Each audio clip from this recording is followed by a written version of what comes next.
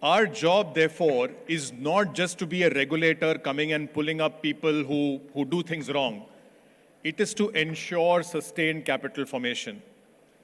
And there are two types of errors that we as regulators can commit. The first type 1 error is when we let bad things happen. So when a Harshad Mehta happens, when a Ketan Parekh happens, then we as a regulator take flak for this type 1 error. What were you doing? ये सबको पता था, आप सो रहे थे क्या? And we as regulators are terrified of what the next type 1 error could be. So we are always guarding against that. However, there is a lesser known and lesser spoken of error, which is a type 2 error, where in our zeal to prevent type 1 errors, we come with so much of regulation, we come with so much of stipulations, that even good people stop doing business. That is a type 2 error, and we have to be equally guarded against type 2 errors as well. For capital formation, it's important that we minimize both these type 1 and type 2 errors. The easiest way to stop type 1 errors would be to close all markets. But that would not do well for capital formation.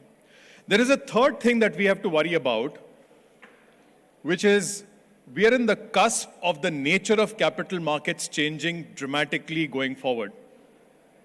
And I know these words are often spoken loosely, but the reality is with things like artificial intelligence, with things like quantum computing, and with things like what is possible in robotics, over the next 5, 10, 15, 20 years, I don't know what the time frame is, over these years, the nature of our economics is going to change. Now, people often say we overestimate change in the short run and we underestimate change in the long run. I think we are in the midst of a massive change in the nature of our business. Imagine if things are getting what we consume, goods and services, if they are being produced practically for free in a new world, what will be the nature of capital? What will be the nature of our capital markets ecosystem? Much of it is unimaginable. Why I'm mentioning this is, as we try and understand what this new, brave new world is going to look like, and I think many of the young people here will define that world over the next 5, 10, 15 years, we have to make sure that we invent the future rather than be reacting to it.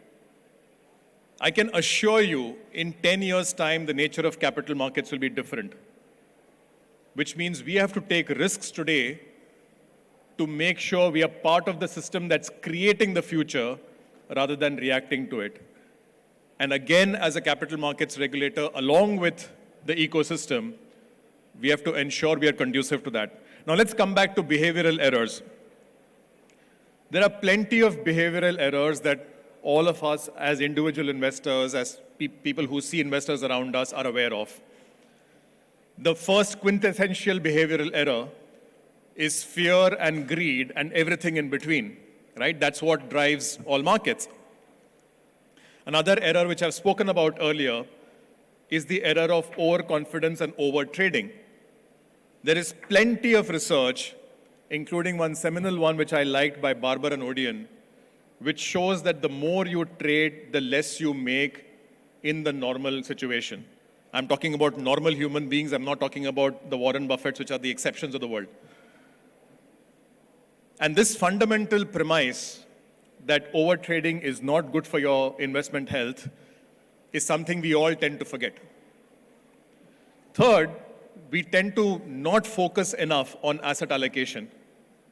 We worry more about stock picking, timing the markets, listening to the next tip, and so on and so forth, where plenty of research shows again and again and again that these things, stock picking, timing the markets, account for a minuscule proportion of the difference in returns across portfolios.